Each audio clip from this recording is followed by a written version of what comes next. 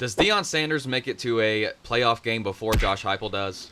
In the first ever year, the 12-team playoff, we're going to look at the current rankings, today's playoff projections, and the official PCS Volcast playoff bracket and predictions.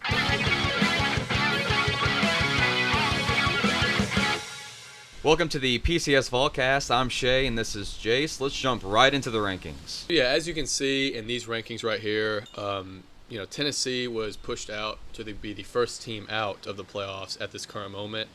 I kind of agree, honestly, and I don't think that's a bad place to sit because we have to rely. We do have to rely on other teams to lose. But, as we've said in preview, we dropped a video on UTEP and that upcoming game. In that video, we were talking about how Tennessee kind of has to impress. We had to blow out UTEP. We had to blow out Vanderbilt for the committee to take no notice and have us in there. And for this first year of the 12-team playoff, a bracket is created, and we'll show that right here, based on the rankings. Now, the bracket seeds aren't directly caused or correlated by the rankings, but think of it kind of as a tiebreaker. Do you think that Boise should be ahead of a BYU or Colorado, depending on who wins that game? I think they should be ahead of BYU for sure. BYU, similar to Indiana, has played a pretty easy schedule besides their SMU matchup. And of course, you can say the exact same thing for Boise State, but they just look better doing it, while BYU is almost pulling a Miami every single game. And honestly, if BYU had Ashton Jeanty, maybe that's the separator. There's more media on Boise State because he's such an amazing player, record-breaking kind of guy. Obviously, when you decide who's 12 and who's 4 in this scenario, opinion doesn't really matter. It's more about the rankings. So as you can see, Boise State is 12, ranked 12, and BYU is ranked 14. Now that's just how it is at the moment. Obviously, things will kind of shake out. But also, you were talking about Indiana. What's your opinion on them? Because they have a absolutely terrible strength of schedule, and their first big test is coming up against Ohio State this week. Obviously, if they win that game, I think we all should say they deserve it, even if they lose to Oregon. But, what's your opinion on them overall? Well, they can't control their conference schedule, but it's just really bad this year. I guess that's unfortunate for them. It's put them all the way up in the top 5, but really it all comes down to the Ohio State game this weekend. At this point, of course, they're going to make it into the playoffs. They're undefeated, but they have played the worst half of the Big Ten. For sure. And I guess they've done it pretty decisively. No, they've done all that they could do. We've talked about, Tennessee's strength of schedule isn't that great either. Yeah. And on the show before, we've talked about how you can't necessarily always control who you play. The only thing you can control is how you play when you face those opponents. And they've been doing that good. To Indiana's credit, they've been doing exactly what they've been supposed to do. I'm not mad at all they're ranked this high. I think you should be ranked high until you're proven that you can't. I also honestly think that if Indiana loses kind of close to Ohio State, they should still be in it for the moment. Obviously, if they get blown out, I think that's like the telltale sign right there. But yeah, I think anything over 17 points, they should probably not I agree. Get the nod over some of these teams. But there's going to be like a tizzy in the country and in the media if a two-loss SEC team gets in over a almost perfect one-loss Indiana team. But that's just the way it goes, and that's what you kind of ask for when you have the 12-team playoff. Looking at the SEC teams here, if Ole Miss loses to Florida this weekend, then Tennessee will probably just take Ole Miss's spot. But do you think there's a chance that 5 SEC teams can get in? I think a lot of weird stuff would have to happen. Honestly, I don't. Most people probably think the ESPN college football bracket gods also favor the SEC.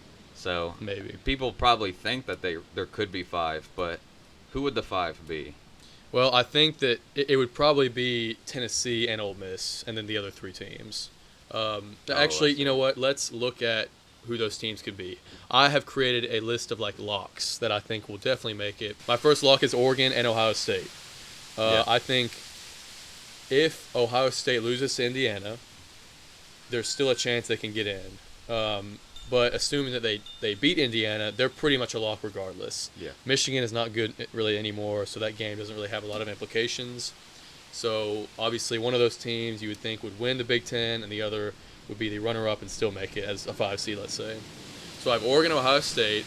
I have Boise as a lock as well. I just don't see them losing a game here on out, and I think they're definitely, a 12 or a 4 seed. I have the Texas/SEC winner. I think that the SEC race is still up in the air for the most part. It's hard to say that Texas is a lock because it feels like that is. Texas A&M game is going to be pretty close. No, I mean, they lost to Georgia, and you could say a blowout. If Carson Beck didn't throw as many picks, it would definitely have been a blowout. Right. They didn't really look great against Vandy. They didn't look that great this weekend against Arkansas until the final stretch of that game. They haven't really put themselves in the best position to be considered a lock. Just the way that they are right now and how many SEC teams will get in, it's hard to say they won't get in because they would have to lose 2 straight, which is something they haven't really been close to be doing this season. Right. But regardless, the SEC winner being Texas or Alabama or maybe Georgia, kind of an off chance for A&M to get in there too. But A&M would have to put in a lot of work. They'd have to beat Texas and then subsequently beat Alabama or Georgia. Right. Yeah. We'll get into Notre Dame here in a second, but I think it's crazy that you can get into your conference championship, lose an extra game that you didn't have to play, and still get kicked out. Notre Dame doesn't even have the opportunity to do that because they don't have to follow by the rules of the rest of the country. But that would be what Texas A&M would do, is getting in the SEC championship game, possibly losing, and then getting kicked out. My next lock is the ACC champ. Obviously, that projects to be Miami. SMU is still very much alive, and Clemson has a better chance than I thought coming in to today. They actually have a pretty important game against South Carolina, which is not an ACC implications game, but if a lot of weird stuff happens, that could be an at-large kind of 11-seed bid, perhaps. Then finally, a Big 12 champ, which kind of a coin flip at this point to me between Colorado and BYU. Yeah, I think when we see Colorado BYU play, I think BYU is going to show their true colors, and I think Colorado might get lucky. I don't know if it's considered lucky anymore at this point, but I think their 2-star players outshine anyone on BYU by a mile. So it's like, just how well can BYU play that week? Can they play their very best football that week? I really doubt it. I don't know. I just don't see them coming in prepared. I 100% agree. I think it's just going to come down to Travis Hunter and Shedeur Sanders in that game. I just think they're going to outmuscle BYU kind of that way. I have 4 key matchups and then 2 other scenarios that could happen. Everyone's been talking about it all week. College game day is going to be there. It's Indiana versus Ohio State. If Indiana wins this game, then there's going to be a lot of questions that's going to, come around. Will Ohio State even make it? Will they value a two-loss SEC team over a 2-loss Ohio State team? I don't know. I personally don't think they will. I just don't see any way that Indiana beats Ohio State. I think that if Indiana, as you say, keeps it close, they're still alive for that 10 or 11 seed.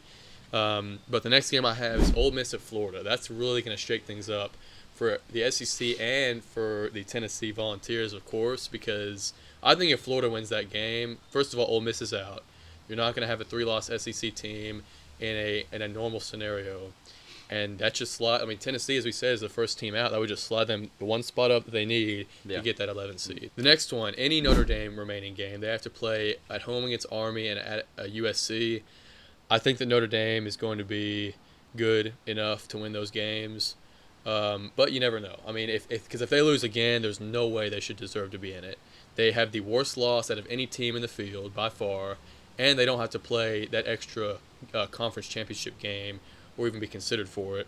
I'm a Notre Dame hater, and it's not because of Notre Dame specifically. It's just because they're not in a conference. If UMass was as good as Notre Dame, it'd be the same thing.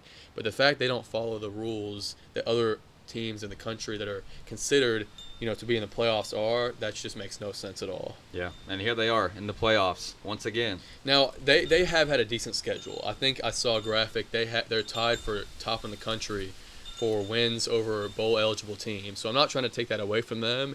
It's just the fact that they, if they were a 2-loss team at this point because they were in a conference that had a slightly harder schedule, and they had to play against a Miami, or let's say in the ACC Championship, if they lose that extra game, they're not in. Next game I have is Penn State at Minnesota. You can also kind of categorize Miami at Syracuse in here. Minnesota and Syracuse are just two teams that I think could pull off, weird upsets to end the years off. If Penn State loses this, are they out? They're the sixth team in the bracket currently. Yeah. Same with Miami. I mean, they're going to depend a lot on, like, Penn State isn't live for a conference championship anymore, and Miami is, obviously. So, the fate of their season is going to lie more on if they win the ACC or not. So you never know what's going to happen with that.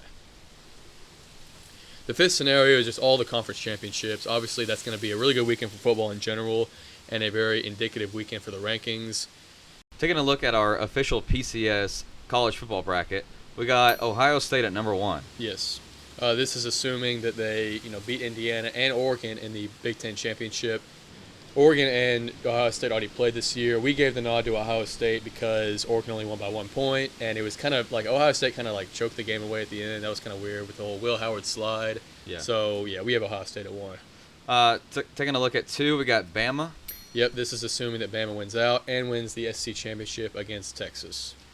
SMU at number 3. A lot of things could happen here. I mean, obviously SMU would have to win the ACC, but their opponent wouldn't really matter.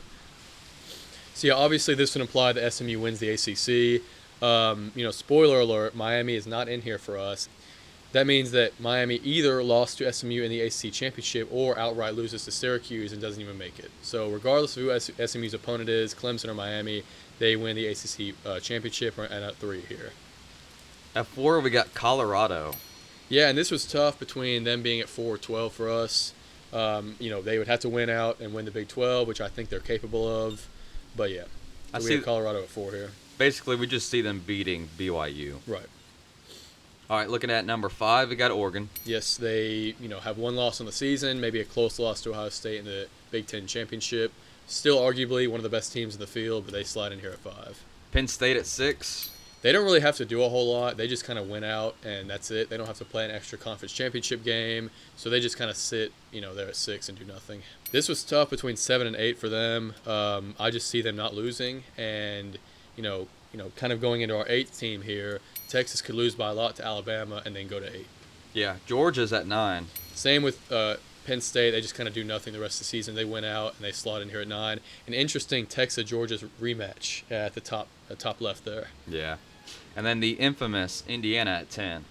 This was tough as well for Indiana because, if they lose to Ohio State, could they be out? Could they slot in at 10? Probably. I mean, either way. I think it's just based upon who you are with that one. But, could they beat Notre Dame?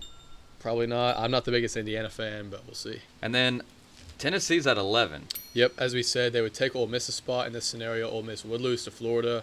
It's a toss-up between would Tennessee be at 10 or 11. It really, that would be have a lot of importance on how Tennessee looks for the rest of the season against Boise State and Vandy.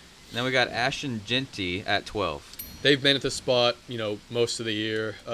Could they be at 4? I don't know. But, yeah, I would love to see Ashton Genty play against, Oregon, who's been number 1 in the country for pretty much all season. As you can see, we got some interesting matchups here. Definitely a few upsets.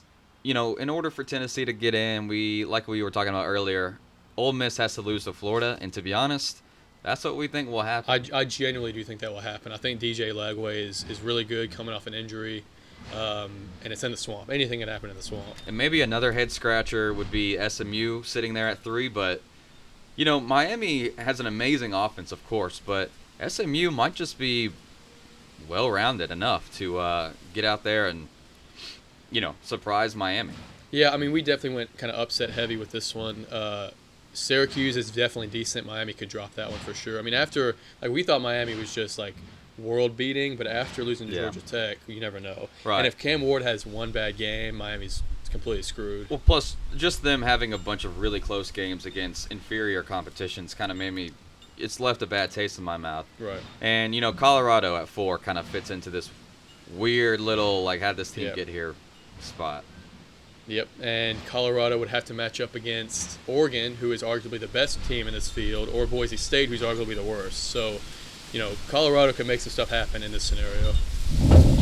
So here it is, the official PCS College Football Playoff bracket. Let us know what you think. What would you change? You see Colorado being in there. How about SMU, Indiana, Tennessee? I mean, we all know that this is going to be just the craziest playoffs we've ever had, of course. And it's only fitting that it's the first 12-team playoff bracket. I think it's going to be a lot of fun. It's going to be very interesting. I just hope Tennessee's in there so that we have someone to root for. But yeah, in our scenario, I would assume Tennessee would get destroyed by Penn State, but you never know. As long as our Vols are in there with the first year of Nico, I think that's good. You know, that's all you can ask for. Yeah, I agree. And we'll probably end up having another video come out where we actually predict who makes it to the end. Right. But stick around, subscribe for more. We covered the SEC and everything Vols. Yep. Please like the video if you enjoy the content. This has been the PCS Volcast. I'm Shea. This is Jace. Go Vols! Go Vols!